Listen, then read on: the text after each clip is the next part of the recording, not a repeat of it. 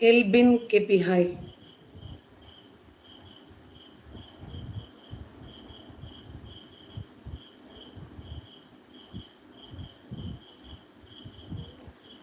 സഫ hi hello.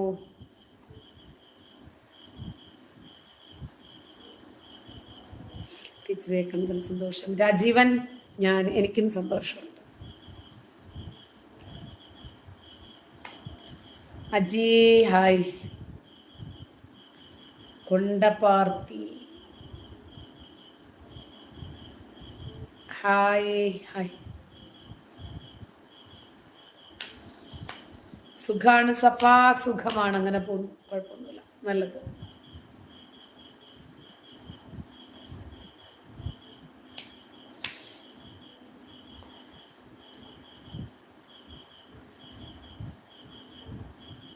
ഗുളിക കഴിച്ചിട്ടില്ല, കുറച്ചുകൂടെ കഴിഞ്ഞിട്ട് കഴിക്കാം. ഓർമ്മിപ്പിച്ചത് നന്നായി, കാരണം നമ്മൾ രണ്ടുപേരും ഒരേ ഗുളികയാണല്ലോ കഴിക്കുന്നത്. കാലൊന്ന് കാണിക്കാനോ? Mister unknown. ഓക്കെ, നല്ലത്. ശരി. ഉമ്മയുടെ കാല് ദിവസവും കാണുന്നുണ്ടാവും അല്ലേ?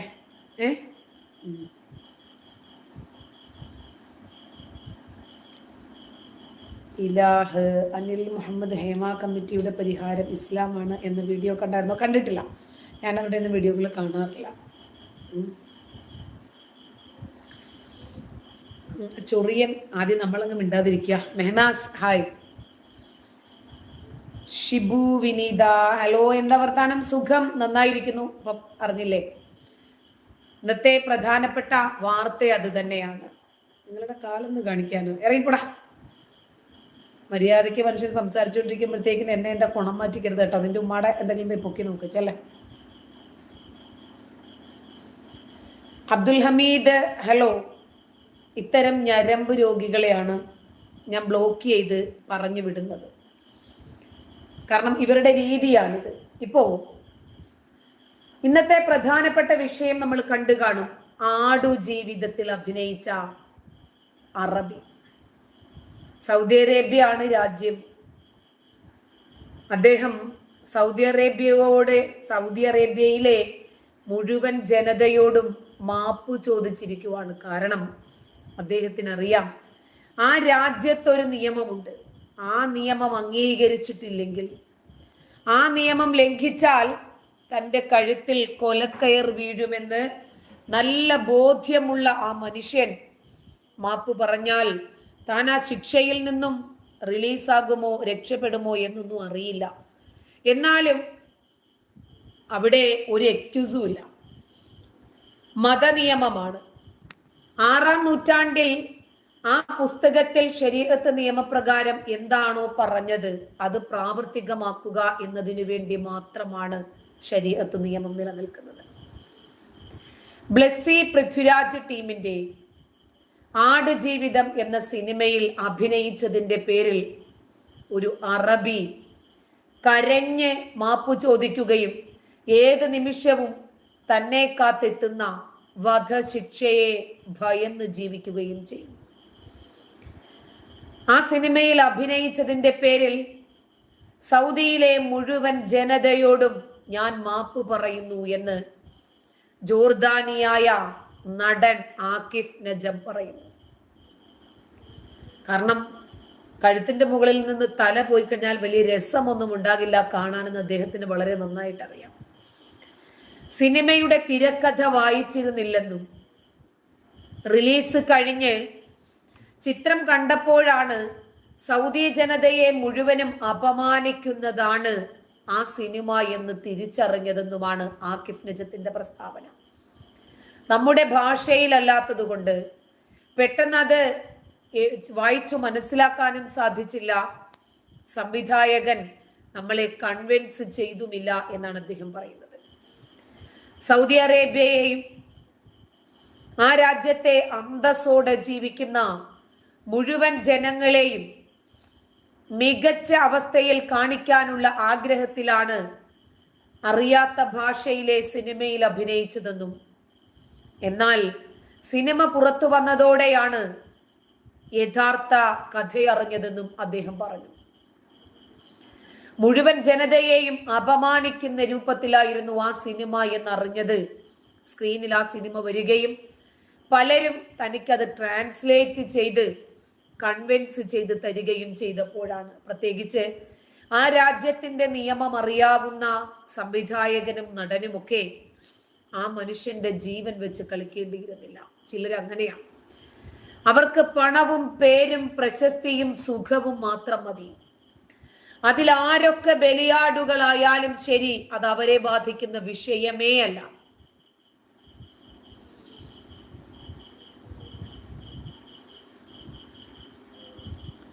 അപ്പോ അവരെ പണത്തിന്റെയും പ്രശസ്തിയുടെയും പിന്നാലെ പോയപ്പോൾ നമ്മൾ ഈ സിനിമയും ഒക്കെ ചെയ്തിട്ട് നമ്മൾ നമ്മുടെ നാട്ടിലേക്ക് ചേക്കേറും. നമ്മളെ തൂക്കിക്കൊല്ലാൻ സൗദി അറേബ്യയിൽ നിയമവുമില്ല. അപ്പോ ആ രാജ്യത്ത് ജീവിക്കുന്ന ആ മനുഷ്യന് ആ രാജ്യത്തിന്റെ നിയമങ്ങൾ അനുശാസിക്കും വിധം ജീവിച്ചേ മതിയാകൂ. പക്ഷെ ആ മനുഷ്യനെ കൂടി കൊലക്കളത്തിലേക്ക് തള്ളിവിടുകയായിരുന്നു ഈ സിനിമാ സംവിധായകൻ ചെയ്തത്. ആടുജീവിതത്തിലെ പണക്കാരനായ അറബിയായിട്ടാണ് ആകിഫ് അഭിനയിക്കുന്നത്. സൗദികളുടെ ധീരതയും മനുഷ്യത്വവും ഒക്കെ പ്രതിഫലിപ്പിക്കുന്ന കഥാപാത്രമാണ് എന്നാണ് താൻ മനസ്സിലാക്കിയതെന്നും അതുകൊണ്ട് മാത്രമാണ് മലയാള സിനിമയിൽ അങ്ങനെ ഒരു വേഷം ചെയ്യാൻ താൻ സമ്മതിച്ചതെന്നും തിരക്കഥ പൂർണ്ണമായും താൻ വായിച്ചിരുന്നില്ല എന്നും താരം വെളിപ്പെടുത്തി. മറ്റുള്ളവരെ പോലെ സിനിമ കണ്ടപ്പോൾ മാത്രമാണ് സിനിമയിലെ മുസ്ലിം വിരുദ്ധതയും അറബി വിരുദ്ധതയും സർവോപരി സൗദിയിലെ മുഴുവൻ ജനതയെയും കരിവാരി തേക്കാനുള്ള സൗദി വിരുദ്ധതയുമാണ് ആ സിനിമയിൽ അടങ്ങിയിരുന്നത് എന്ന് മനസ്സിലായത്. സിനിമയുടെ കഥയുമായി ബന്ധപ്പെട്ട എല്ലാ വിശദാംശങ്ങളും അറിഞ്ഞിരുന്നെങ്കിൽ ഒരു സാഹചര്യത്തിലും ആ സിനിമയിൽ അഭിനയിക്കുമായിരുന്നില്ലെന്നും തന്നെ മലയാള സിനിമാ നടനും സംവിധായകനും ഒക്കെ പെടുത്തിയതാണെന്നും ആ മനുഷ്യൻ പറയുന്നു. ഇനിയും എന്തു തന്നെ ആയിരുന്നാലും ശരി, മതനിയമമാണ്, ശരീഅത്ത് നിയമമാണ്. തലയും വാലുമില്ലാത്ത ഈ നിയമത്തെ അംഗീകരിക്കുക, ആ രാജ്യം വിധിക്കുന്ന വധശിക്ഷ ഏറ്റുവാങ്ങുക. കാരണം മതത്തിൽ നിന്നും പുറത്തുപോയി, സ്വന്തം ജനതയെ ഒറ്റുകൊടുത്തു, സ്വന്തം ജനതയെ കരിവാരിത്തേക്കാൻ ശ്രമിച്ചു, സ്വന്തം ജനതയെ തേജോവധം ചെയ്യാൻ ശ്രമിച്ചു. ലോക ജനതയ്ക്ക് മുമ്പിൽ ഒരു രാജ്യത്തെയും ആ രാജ്യത്തെ മുഴുവൻ ജനങ്ങളെയും ക്രൂരന്മാരായും ഭീകരന്മാരായും മനുഷ്യത്വത്തിന്റെ ഒരു കണിക പോലും ഇല്ലാത്തവരായും അവതരിപ്പിച്ച ഈ മനുഷ്യനെ സൗദി വെറുതെ വിടില്ല. സൗദിയിലെ നിയമപ്രകാരം ഇത് രാജ്യദ്രോഹ കുറ്റമാണ്. ആ മനുഷ്യൻ യഥാർത്ഥ വധശിക്ഷ അദ്ദേഹത്തിന് വന്നെത്തുന്നതിന് മുമ്പായി 1000 തവണ ആ മനുഷ്യൻ ഇപ്പോൾ മരിച്ചുകൊണ്ട് ജീവിക്കുവാണ്. ഒറ്റയടിക്കങ്ങ് മരിച്ചാൽ കുഴപ്പമില്ല, മരണം മുഖാമുഖം കണ്ട് ജീവിക്കുന്ന ഒരു ജീവിതമുണ്ടല്ലോ, അത് വളരെ വേദനാജനകമാണ്. തനിക്കെതിരെ എന്ത് ശിക്ഷയായിരിക്കും വരുന്നത് എന്ന് പ്രതീക്ഷിച്ച് കാത്തിരിക്കുന്നു. മലയാള സിനിമ മുഴുവനും ഇവർ നശിപ്പിച്ചു. മലയാള സിനിമയെ നശിപ്പിക്കുകയും മലയാള സിനിമയിലെ നടിമാരെ ഒക്കെ, ജൂനിയർ ആർട്ടിസ്റ്റുകളെ, സംഗീതം ആലപിക്കാൻ വേണ്ടി വരുന്നവരെ, സംഗീതം എഴുതാൻ വരുന്നവരെ, ഡബ്ബിംഗ് ആർട്ടിസ്റ്റുകളെയൊക്കെ വളരെ മോശമായ ലൈംഗിക വൈകൃതങ്ങൾക്ക് ഇരയാക്കുകയും ഒക്കെ ചെയ്ത് മലയാള സിനിമയെ തകർത്ത് തരിപ്പണമാക്കിയത് പോട്ടെ, അറബികളുടെ ജീവനും ജീവിതവും കൂടി വെച്ച് ഇപ്പോഴിതാ മലയാളികൾ കളിക്കാൻ തുടങ്ങിയിരിക്കുന്നു. നമുക്കറിയാം, നടൻ സിദ്ദീഖിന്റെ ലൈംഗിക അതിക്രമം ഒരു നടിയാണ് പോലീസിൽ പരാതി നൽകിയിരിക്കുന്നത്. DGPക്ക് ഇമെയിൽ മുഖേനയാണ് പരാതി നൽകിയത്. സിനിമയിൽ നല്ല അവസരം വാഗ്ദാനം ചെയ്ത് വിളിച്ചു വരുത്തി 2016 തിരുവനന്തപുരത്തെ ഒരു ഹോട്ടലിൽ വെച്ച് ബലാത്സംഗം ചെയ്തു എന്നായിരുന്നു നടിയുടെ വെളിപ്പെടുത്തൽ. അതിന് പിന്നാലെ സിദ്ദീഖ് ആശുപത്രിയിലായി. കുടുംബം തകർന്നു. മകനും മരുമകളും തള്ളിപ്പറഞ്ഞു. മകനും ഒരു ഹിന്ദു ഡോക്ടറുമായ അദ്ദേഹത്തിന്റെ ഭാര്യയും തമ്മിൽ വലിയ പ്രയാസമുണ്ടായി, പ്രശ്നമുണ്ടായി. എല്ലാ കുടുംബാംഗങ്ങൾക്കും നാണക്കേടുണ്ടായി. അങ്ങനെ മാനസികമായി തകർന്ന് സിദ്ദീഖ് ആശുപത്രിയിലാകുകയും അതിന് പിന്നാലെ അമ്മയിലെ ജനറൽ സെക്രട്ടറി സ്ഥാനം രാജിവെക്കുകയും ചെയ്തു. ഈ പരാതി പ്രത്യേക അന്വേഷണ സംഘത്തിന് കൈമാറുമെന്നാണ് അറിയുന്നത്. സിനിമയിൽ അവസരം വാഗ്ദാനം ചെയ്തിട്ടായിരുന്നു പീഡനം. സമൂഹ മാധ്യമങ്ങളിലൂടെ നേരത്തെ തന്നെ നടി വിഷയം ഉന്നയിച്ചിരുന്നു. അദ്ദേഹത്തെ ഈ നടിയെ മുന്നിലിരുത്തി ഇദ്ദേഹം 1 മണിക്കൂറോളം സ്വയംഭോഗം ചെയ്തെന്നും അത്തരം ചില ക്രീഡകളിൽ ഏർപ്പെടാൻ ഈ പെണ്ണിനെ നിർബന്ധിച്ചെന്നും ഒടുവിൽ ആ പെണ്ണൊരുത്തിയെ 1 മണിക്കൂറോളം പീഡിപ്പിച്ച് ബലാത്കാരം ചെയ്തു എന്നുമാണ് ആ നടി സമൂഹ മാധ്യമങ്ങളിലൂടെ പറയുന്നത്. ഒരു പെണ്ണ് തന്നെ പീഡിപ്പിച്ചു എന്ന വാർത്ത പുറത്തു പറയണമെങ്കിൽ 1,1000 ആലോചനകൾക്ക് ശേഷമേ പറയൂ. പിന്നീട് അവരുടെ ഭാവി, അവരുടെ കരിയർ, അവരുടെ ജീവിതം, അവരുടെ ലൈഫ് സ്റ്റൈൽ, വരുമാനം, പഠനം, ജീവിതം, ദാമ്പത്യം എല്ലാം ഒരു കടമ്പ തന്നെയായിരിക്കും. അതുകൊണ്ട് സ്ത്രീകൾ അങ്ങനെ ഒരു ആരോപണം പറയുമ്പോൾ വെറുതെയാകില്ല എന്ന് തന്നെയാണ് 99% നമ്മൾ പ്രതീക്ഷിക്കുന്നത്. പക്ഷേ സിദ്ദീഖിന്റെ ഈ രതി വൈകൃതങ്ങൾ തുറന്നു പറഞ്ഞെങ്കിലും ഇതിലൊന്നും ഒരു കൂസലുമില്ലാതെ യുവനടിയെ വെല്ലുവിളിച്ച സിദ്ദീഖ് താരസംഘടനയായ അമ്മയുടെ ജനറൽ സെക്രട്ടറി സ്ഥാനത്തേക്ക് മത്സരിച്ച് ജയിച്ചു. അതിനുശേഷമാണ് ഹേമ കമ്മിറ്റി റിപ്പോർട്ട് വരുന്നത്. അതോടുകൂടി വീണ്ടും നടി മാധ്യമങ്ങൾക്ക് മുന്നിലെത്തി. സിദ്ദീഖിന്റെ പേരെടുത്തു പറഞ്ഞ ആരോപണം ആവർത്തിച്ചു. ഒരു യുദ്ധമാണ് ആ പെൺകുട്ടികൾ ചെയ്യുന്നത്. അതിന് പിന്നാലെ താരസംഘടനയായ അമ്മയുടെ ജനറൽ സെക്രട്ടറി സ്ഥാനത്ത് നിന്നും സിദ്ദീഖ് രാജിവെച്ച് ഓടിപ്പോയി. സിദ്ദീഖിനെതിരെ കേസ് നൽകുന്നത്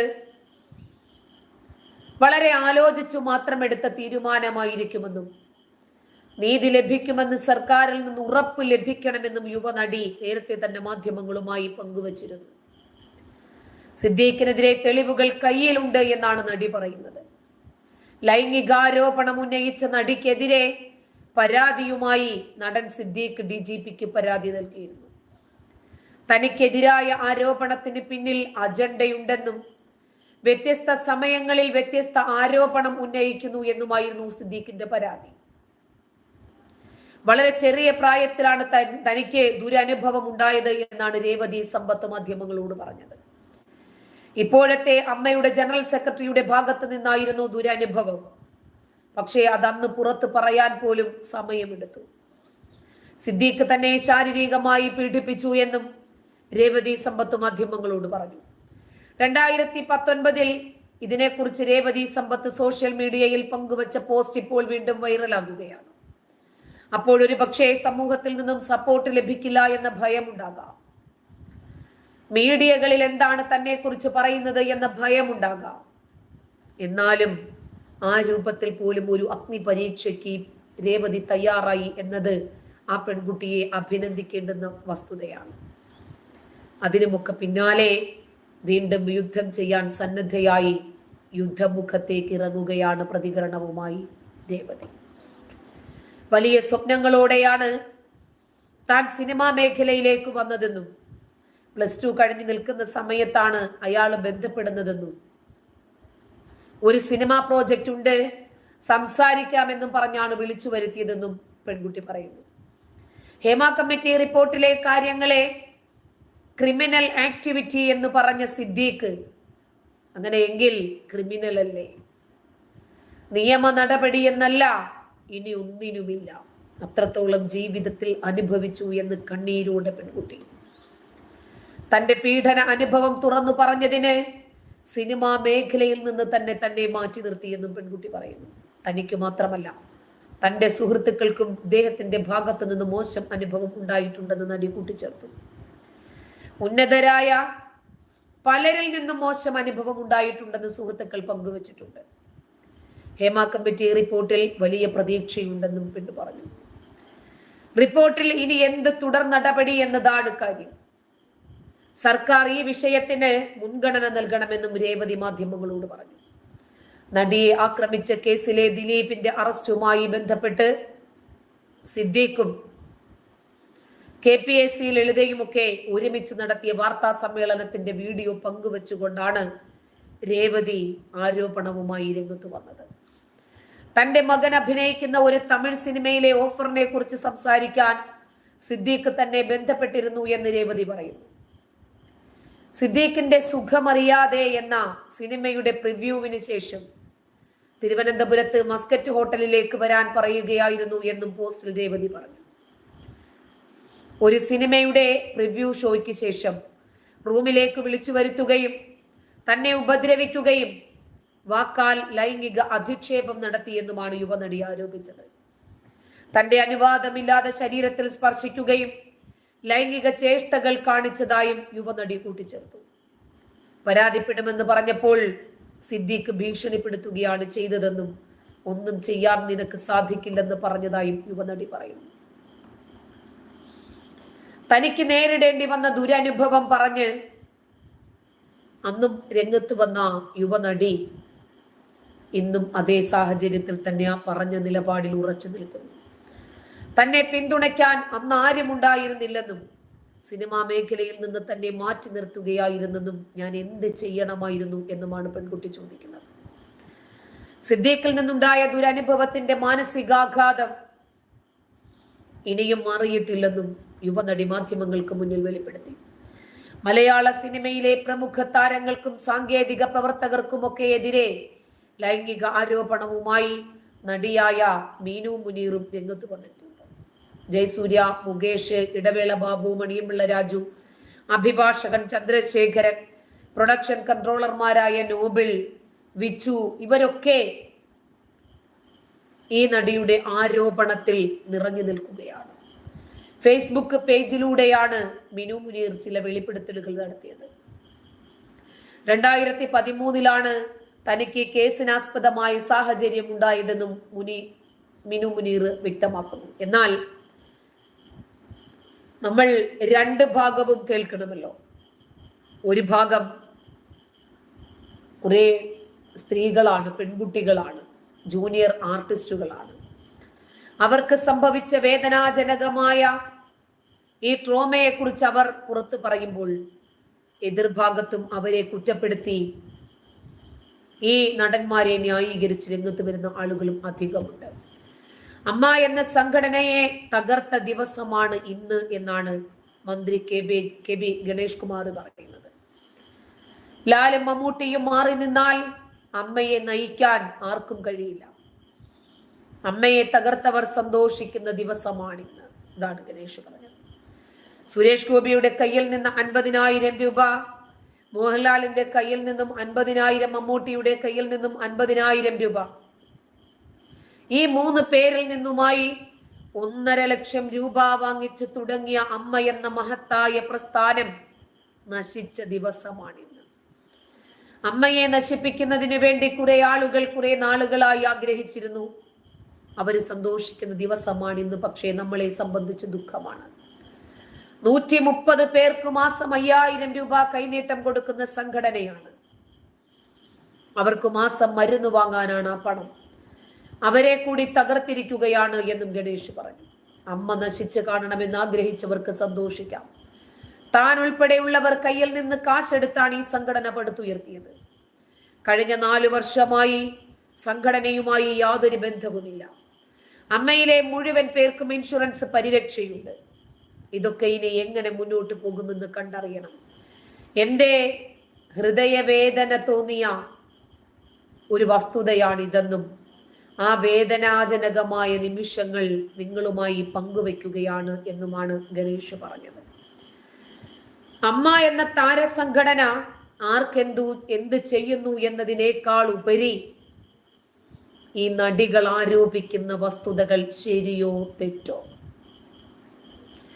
എന്തുകൊണ്ടാണ് ആരോപണ വിധേയരായ ഒരു നടന്മാരും ഞങ്ങളത് ചെയ്തിട്ടില്ല എന്ന് പറഞ്ഞ് രംഗത്ത് വരാതിരിക്കുന്നത്? ജയസൂര്യ, മുകേഷ്, മണിയംപിള്ള രാജു, ഇടവേള ബാബു, ഈ പ്രമുഖ നടന്മാരൊക്കെ ഒറ്റയടിക്കാണ് പ്രതിക്കൂട്ടിൽ വരുന്നത്. മിനു മുനീറാണ് അവരെ പ്രതിക്കൂട്ടിൽ കയറ്റി നിർത്തിയിരിക്കുന്നത്. മലയാള ലോകം മുഴുവനും ഞെട്ടുകയാണ്. ശാരീരികമായും മാനസികമായും തന്നെ ഉപദ്രവിച്ചവരുടെ കൂട്ടത്തിൽ വക്കീലുണ്ട്, പ്രൊഡക്ഷൻ കൺട്രോളർ ഉണ്ട്. ഇവരെയൊക്കെയും വലിച്ച് കീറുകയാണ് മിനു മുനീർ. അമ്മയിൽ അംഗത്വം ലഭിക്കാൻ ഇടവേള ബാബു തന്നോട് വഴങ്ങിക്കൊടുക്കാൻ ആവശ്യപ്പെട്ടു എന്നാണ് മിനു മുനീർ വ്യക്തമാക്കുന്നത്. ദേ ഇങ്ങോട്ട് നോക്കിയേ എന്ന സിനിമയിൽ അഭിനയിക്കുന്ന സമയത്ത് ജയസൂര്യ ലൈംഗിക താല്പര്യത്തോടെ പെരുമാറി എന്ന് മിനു പറഞ്ഞു. മുകേഷ് വഴങ്ങിത്തരണമെന്ന് ആവശ്യപ്പെട്ടെന്നും വൃത്തികെട്ട ഭാഷയിൽ സംസാരിച്ചു എന്നുമാണ് മിനു പറയുന്നത്. മണിയംപിള്ള രാജു മോശമായി പെരുമാറിയെന്നും നടി ആരോപിക്കുന്നു. ഡാ തടിയ എന്ന സിനിമയുടെ ചിത്രീകരണം നടക്കുമ്പോൾ ഹോട്ടൽ മുറിയിലേക്ക് വരുമെന്ന് പറഞ്ഞെന്നും പിറ്റേ ദിവസം ലൊക്കേഷനിൽ വെച്ച് ദേഷ്യപ്പെട്ടെന്നും മിനു ആരോപിച്ചു. അഡ്ജസ്റ്റ്മെന്റിന് തയ്യാറല്ലാത്തത് കൊണ്ട് മലയാള സിനിമ മേഖല തന്നെ തനിക്ക് ഉപേക്ഷിക്കേണ്ടി വന്നെന്നും സിനിമയിൽ തുടരാൻ ആഗ്രഹം ഉണ്ടായിട്ടും ഇവരുടെയൊക്കെ ഉപദ്രവം അസഹനീയമായതോടെ മലയാള സിനിമ ഉപേക്ഷിച്ച് ചെന്നൈയിലേക്ക് താമസം മാറ്റാൻ താൻ നിർബന്ധിതയായി എന്നും മിനു പറയുന്നു. ഫേസ്ബുക്കിൽ മിനു തനിക്കുണ്ടായ ദുരനുഭവങ്ങൾ പറയുമ്പോൾ ആരാണ് ഈ നടി എന്ന് സെർച്ച് ചെയ്യുകയാണ് ആളുകൾ. നേരത്തെ തന്നെ സുരേഷ് ഗോപിക്കെതിരെ സാമ്പത്തിക വിഷയത്തിൽ പരാതി കൊടുത്തതും ഇവര് തന്നെയായിരുന്നു. ഇതോടൊപ്പം ഒരു വീട്ടമ്മയ്ക്കെതിരെയും നൽകിയ പരാതികളാണ് ഇപ്പോൾ സോഷ്യൽ മീഡിയ കുത്തിപ്പൊക്കി രംഗത്ത് കൊണ്ടുവരുന്നത്. നടിയോട് അപമര്യാദയായി സംസാരിച്ചു എന്ന് കാണിച്ച് സുരേഷ് ഗോപിക്കെതിരെ ഈ നടി വർഷങ്ങൾക്ക് മുമ്പ് പരാതി നൽകി. മീനുവിന്റെ കാർ ഡ്രൈവറുമായിട്ടുള്ള പ്രശ്നത്തിന്റെ പേരിലാണ് താരങ്ങൾ ഏറ്റുമുട്ടിയത്. മിനു കുര്യൻ എന്ന പെണ്ണാണ് എന്ന സ്ത്രീയാണ് പിന്നീട് മിനു മുനീറായി ഇസ്ലാം മതം സ്വീകരിച്ചു മാറുന്നത്. ഇവർക്ക് ഒരു ഡ്രൈവർ ഉണ്ടായിരുന്നു. 6 ലക്ഷം രൂപ ഇവര് കടം നൽകി. പക്ഷേ ഇത് മിനുവിന് തിരിച്ചു നൽകാതെ ഡ്രൈവർ പിണങ്ങി. സുരേഷ് ഗോപിയുടെ ഡ്രൈവറായി സ്ഥാനക്കയറ്റത്തിൽ പ്രവേശിച്ചു. ഒന്നിച്ച് യാത്ര ചെയ്യുന്ന വേളയിൽ ഡ്രൈവറെ നടി ഇടയ്ക്കിടയ്ക്ക് വിളിക്കുന്നത് ശ്രദ്ധയിൽപ്പെട്ട സുരേഷ് ഗോപി കാര്യം അന്വേഷിച്ചു. പ്രശ്നത്തിൽ ഇടപെട്ടു. താൻ നടിക്ക് പണം നൽകിയിട്ടില്ലെന്നും നടി തന്നെ ശല്യപ്പെടുത്തുകയാണ് എന്നുമാണ് ഡ്രൈവർ സുരേഷ് ഗോപിയോട് പറഞ്ഞത്. ഇതേ തുടർന്ന് സുരേഷ് ഗോപി ഡ്രൈവറെ ന്യായീകരിച്ച് നടിയോട് സംസാരിച്ചു. അവർക്കത് ഇഷ്ടപ്പെട്ടില്ല. നടി പോലീസിൽ സുരേഷ് ഗോപിക്കെതിരെ പരാതി കൊടുത്തു. അതുപോലെ തന്നെ ഫ്ളാറ്റിൽ അതിക്രമിച്ച് കയറി തന്നെ ഒരു സ്ത്രീ മർദ്ദിച്ചു എന്ന് നടി മീനു മുനീറിന്റെ പരാതിയിൽ ഒരു ട്വിസ്റ്റും ഉണ്ടായിരുന്നു. നടി തന്നെയാണ് ആക്രമിച്ചത് എന്ന് വാദിച്ച് ഫ്ളാറ്റിലെ അന്തേവാസിയായ സ്ത്രീയും രംഗത്തു വന്നു. അതിന് പിന്നാലെ സംഭവത്തിന്റെ വീഡിയോ പുറത്തു വന്നു. ഫ്ളാറ്റിലെ പാർക്കിംഗ് ഏരിയയിൽ ബിൽഡർ ഓഫീസ് മുറി നിർമ്മിച്ചതിനെ ചൊല്ലിയുള്ള തർക്കമാണ് കയ്യാങ്കളിയിലെത്തിയത്. സംഭവത്തിൽ നടിക്കും ബിൽഡറുടെ ജീവനക്കാരിക്കുമെതിരെ നെടുമ്പാശ്ശേരി പോലീസ് കേസെടുത്തിരുന്നു. മിനുവിന്റെ പരാതിയിൽ ബിൽഡറുടെ ജീവനക്കാരിക്കും സഹായിക്കുമെതിരെ കേസ് വന്നു. ബിൽഡറുടെ ജീവനക്കാരി തന്നെ മർദ്ദിക്കുന്ന മീനുവിന്റെ വീഡിയോ സഹിതമാണ് പോലീസിനെ സമീപിച്ചത്. ഈ കേസ് പിന്നീട് കോംപ്രമൈസായി. ചില മലയാളം സിനിമകളിലും നിരവധി സീരിയലുകളിലും മീനു മുനീർ അഭിനയിച്ചിട്ടുണ്ട്. മീനു കുര്യൻ ഈ പേരുകളിലൊക്കെ അറിയപ്പെട്ടിരുന്നെങ്കിലും സിനിമയിൽ അറിയപ്പെടുന്നത് മിനു കുര്യൻ എന്ന പേരിലാണ്. ഇവരെ ക്രിസ്ത്യൻ സ്കൂളിലാണ് വിദ്യാഭ്യാസം നേടിയത്. ഉപരിപഠനത്തിന് മംഗലാപുരത്തിൽ പോയി. പിന്നീട് 20ഓളം സിനിമകളിൽ അഭിനയിച്ചു. 2011 നാടകമേ ഉലകം, ഈ സിനിമയിലാണ് ഇവരുടെ തുടക്കം. പിന്നീട് പല സിനിമകളിലും ഇവർ മുഖം കാണിച്ചിട്ടുണ്ട്. അതിനും ശേഷമാണ് കേരള കൗമുദിയിൽ പ്രസിദ്ധീകരിച്ച ഒരു ലേഖനത്തിൽ അദ്ദേഹം ചെന്നൈയിൽ താമസിച്ചു. അങ്ങനെ സിനിമ ഉപേക്ഷിച്ച് ചെന്നൈയിലേക്ക് താമസം മാറ്റി. പിന്നീടാണ് 2013 മീനു തനിക്കുണ്ടായ വേദനാജനകമായ അനുഭവം വെളിപ്പെടുത്തുന്നു.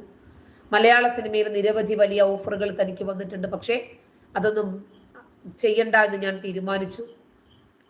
വീഴ്ചകൾ ഒരുപാട് സംഭവിച്ചിട്ടുണ്ട്, തനിക്കതൊന്നും അംഗീകരിക്കാൻ കഴിയില്ല. അതുകൊണ്ട് കുട്ടിക്കാനത്തെയും പിന്നെ ഒറ്റപ്പാലത്തിലെയും ഒക്കെ ലൊക്കേഷനുകളിൽ നിന്ന് ഒറ്റയ്ക്ക് രാത്രി കാർ ഓടിച്ച് തിരികെ പോരേണ്ടുന്ന അവസ്ഥ ഉണ്ടായിട്ടുണ്ട്.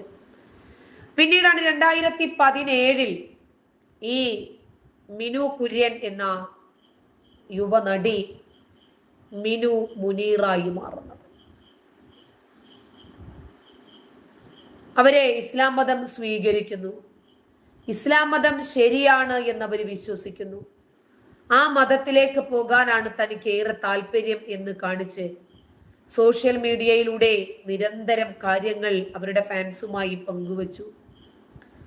അങ്ങനെയാണ് അവർക്ക് ഇസ്ലാമിനോട് അടുപ്പം തോന്നുന്നത്. മീനു മുനീർ എന്ന പേര് സ്വീകരിച്ചു. ഇത് കേരളത്തിലെ ഇസ്ലാമിക വിശ്വാസി സമൂഹം വലിയ രൂപത്തിൽ ആഘോഷിച്ചു, വാർത്തയാക്കി. ഇവര് പിന്നീട് മക്കയിൽ പോയി ഉംറ ചെയ്തു, പർദ്ദയിട്ടു. എന്നിട്ട് പർദ്ദയിട്ടെടുത്ത സെൽഫികളൊക്കെ കൊണ്ട് സോഷ്യൽ മീഡിയയിൽ വ്യാപകമായി പ്രചരിപ്പിക്കപ്പെട്ടു. തന്റെ ചോദ്യങ്ങൾക്കുള്ള ഉത്തരം കണ്ടെത്താൻ സാധിച്ചത് ഖുർആനിലാണെന്നും അതുകൊണ്ടാണ് മതം മാറിയതെന്നും പറഞ്ഞ് അവർ 48 മിനിറ്റ് ദൈർഘ്യമുള്ള ഒരു വീഡിയോ ചെയ്തു. അതിനിടയിൽ അവരുടെ ഒരു തമിഴ് ചിത്രത്തിന്റെ ഫോട്ടോഷൂട്ട് വന്നു. ഈ വിശ്വാസികളിൽ ഒരു വിഭാഗം തന്നെ അവർക്ക് നേരെ സൈബർ ആക്രമണം തുടങ്ങി. എന്നാൽ അതൊന്നും തന്റെ വിശ്വാസവും മറ്റേത് തന്റെ തൊഴിലുമാണ് എന്നാണ് തന്നെ വിളിച്ച ആളുകളോട് അവര് പ്രതികരിച്ചത്. ഇപ്പോ അവരെ കാണുന്ന പ്രസ് മീറ്റിലൊക്കെ നമ്മൾ കാണുന്നു, ഹിജാബില്ല.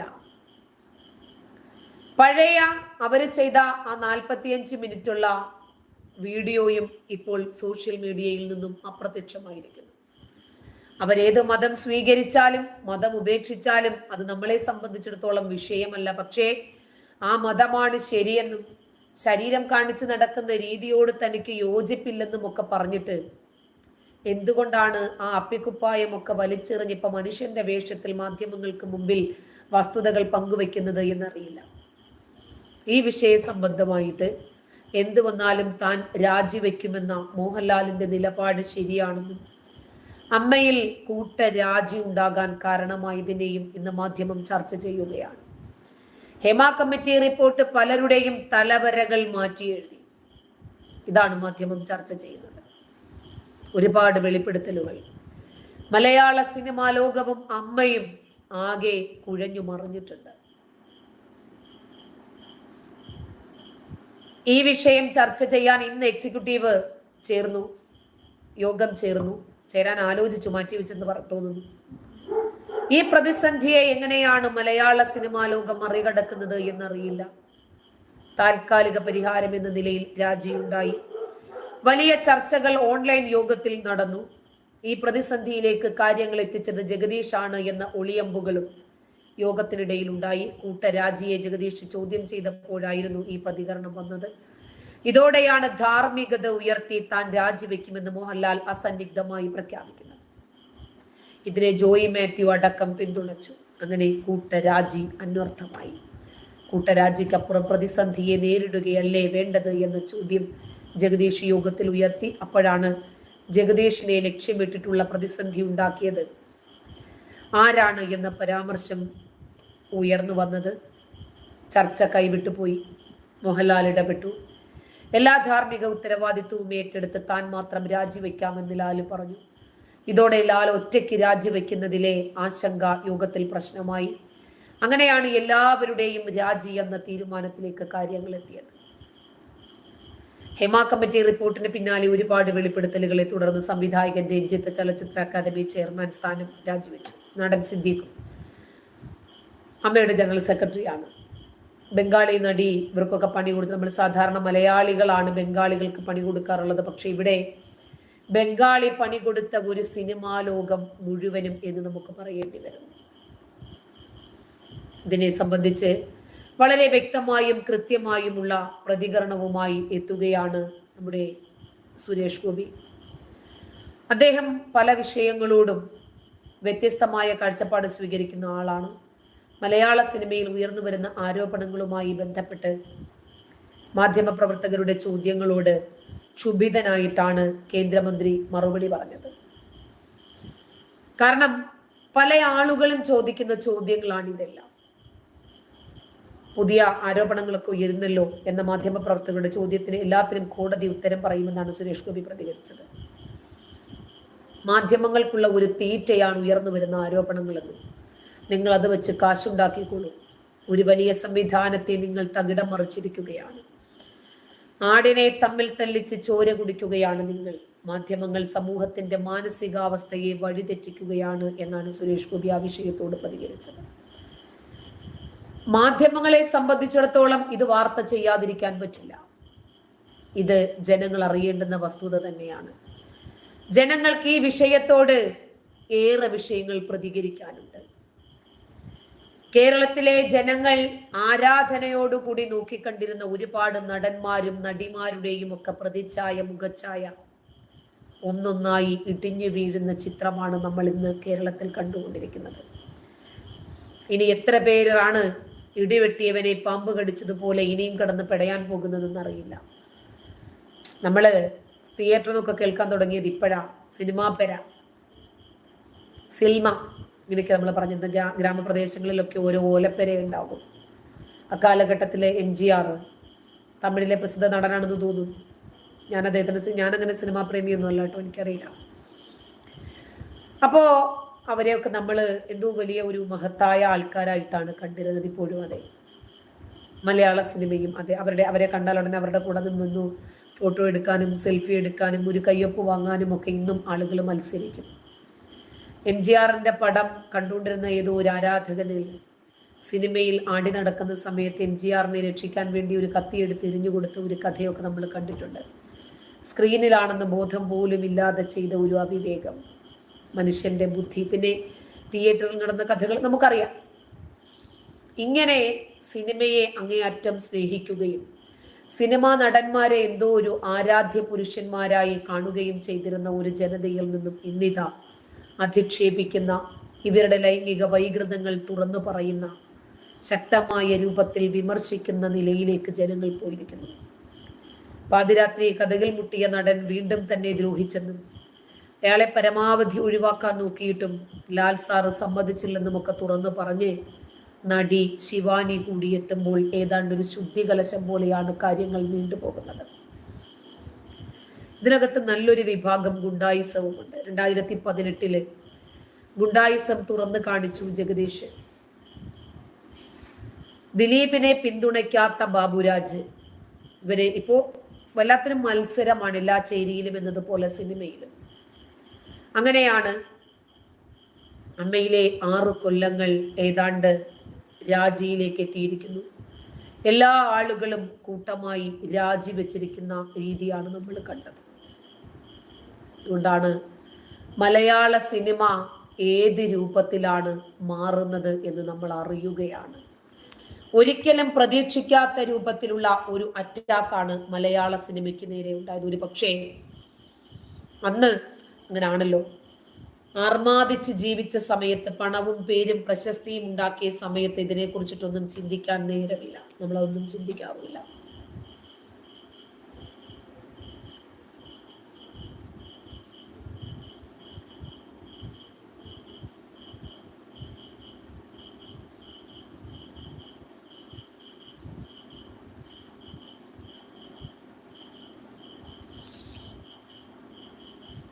കുരു പൊട്ടിക്കാൻ നമ്മുടെ കാക്കാമാരെ കഴിഞ്ഞേ ഉള്ളൂ.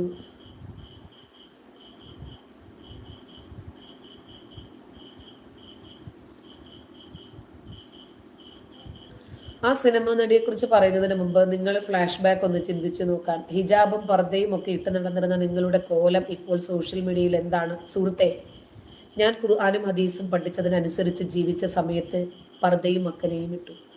പിന്നീട് അതിന് ബേസ് ഇല്ലെന്ന് മനസ്സിലായി. മാനവികതയില്ല, മനുഷ്യത്വമില്ല, സ്ത്രീ സമത്വമില്ല. പോയിട്ട് സ്ത്രീകളെ മനുഷ്യനായിട്ട് അംഗീകരിക്കുക പോലുമില്ല. ഈ ഗ്രന്ഥം ഈ കാലഘട്ടത്തിന് അനുയോജ്യമല്ല എന്ന് മനസ്സിലായി. ഒരു മനുഷ്യനെ മനുഷ്യനായി ഈ ലോകത്ത് ജീവിക്കാൻ അനുവദിക്കുന്ന ഗ്രന്ഥമല്ല ഈ ഖുർആൻ എന്ന് മനസ്സിലായി. ഈ കാലഘട്ടത്തിൽ ജീവിക്കാൻ ഒരു ഗ്രന്ഥത്തിൻ്റെയും ആവശ്യമില്ല എന്ന് ബോധ്യപ്പെട്ടു. മതം വലിച്ചെറിഞ്ഞു, മാനവികതയിലേക്ക് വന്നു. രണ്ടിനും രണ്ട് തലങ്ങളുണ്ട്, രണ്ട് കാരണമുണ്ട്. എല്ലാം വ്യക്തമായും ഞാൻ പബ്ലിക്കുമായിട്ട് സംവദിക്കാറുള്ള വസ്തുതകളുമാണ്. എന്തുകൊണ്ടാണ് മതം ഉപേക്ഷിച്ചതെന്നും എങ്ങനെയാണ് ഈ മതം എനിക്ക് കിട്ടിയതെന്നും എന്തുകൊണ്ടാണ് ഇന്ന് ഈ മതത്തെ വിമർശിക്കുന്നതെന്നും ഒക്കെ നിങ്ങൾക്കുൾപ്പെടെ അറിയുന്ന വസ്തുതയാണ്. റഹീമെ, സംസാരശൈലി മോശമാണ്, ബോറാണെങ്കിൽ എന്തിനാണ് അവിടെ നിൽക്കുന്നത്? ഇറങ്ങിപ്പോടാ. ഒരു ഭക്ഷണം നമ്മൾ കഴിച്ചുകൊണ്ടിരിക്കുന്നത്, അയ്യോ കൊള്ളത്തില്ല കൊള്ളത്തില്ല കൊള്ളത്തില്ല എന്ന് പറഞ്ഞ് എന്തിനാ കഴിക്കുന്നത്? ഒഴിവാക്കി വെച്ചിട്ട് പോയി പണി നോക്കണം. കോയാമാര് കുരു പൊട്ടിക്കാൻ വേണ്ടിയിട്ട് എത്ര ഓടിച്ചു വിട്ടാലും എത്ര ബ്ലോക്ക് ചെയ്താലും വീണ്ടും വീണ്ടും വലിഞ്ഞു കയറി വരും. ഇതുപോലെ. നൗഷാദെ, നിന്റെ ഉമ്മായി വിളിക്കുന്ന വിളി എന്നെ വിളിക്കല്ലേ മോനെ, പല്ലടിച്ച് ഞാൻ കുഴിക്കും കേട്ടോ. നേരിട്ടാണെങ്കിൽ, ഇതിനകത്താണെങ്കിൽ ബ്ലോക്ക് ചെയ്ത് പറഞ്ഞു വിടുകയും ചെയ്യും. നിന്റെ ഉമ്മ ഒരു ലൈംഗിക രോഗിയാണെന്ന് കരുതി എല്ലാവരും അങ്ങനെയാണെന്ന് വിചാരിക്കരുത്. ഓ, റീബർത്ത് എന്നാ അഴിച്ചിട്ടേക്കാൻ നിന്റെ അമ്മയോട് പറ, അഴിച്ച് കാണിച്ചു തരാൻ. അതാ അമ്മയോട് കേട്ട് പറച്ചല്ലേ, അല്ലെങ്കിൽ ഉമ്മയോട് പറ, അഴിച്ചിട്ടൊന്ന് കാണിച്ചതാ, എനിക്കൊന്ന് കാണണം എന്ന് പറ. മറ്റുള്ളവരെയൊക്കെ കാണാൻ വേണ്ടിയിട്ട് ഞാനിങ്ങനെ ദാഹിച്ചോടി നടക്കുക, അവർക്ക് എൻ്റെ തന്തയ്ക്കും തള്ളയ്ക്കും വിളിക്കുക. ഇത് അമ്പാട്ടി കിട്ടത്തില്ല. കൃത്യമായിട്ട് കാണിച്ച് വിശദീകരിച്ച് വേണമെങ്കിൽ ക്ലാസ് എടുത്തും തരും. ചെല്ല.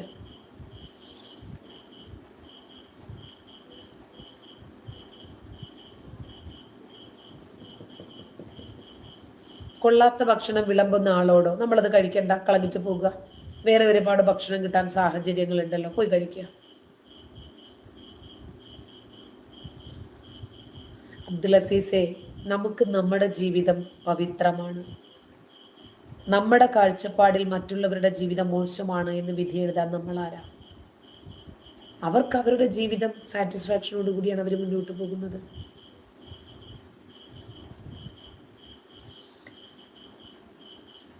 അപ്പോൾ നമുക്കിനി വീണ്ടും കാണാം.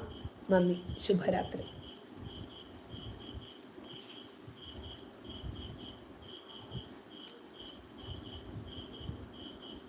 നൗമാൻ ആസിഫ്, ഹലോ മേം, ഒരു മോട്ടിവേഷൻ തരാമോ ജീവിതത്തെക്കുറിച്ച്? നാളെ ആവട്ടെ. ഇപ്പം എന്താണ് തീർന്നല്ലോ, നമുക്ക് നാളെ അതിനൊരു ക്ലാസ് വയ്ക്കാം. ഓക്കെ, നന്ദി, ഗുഡ് നൈറ്റ്.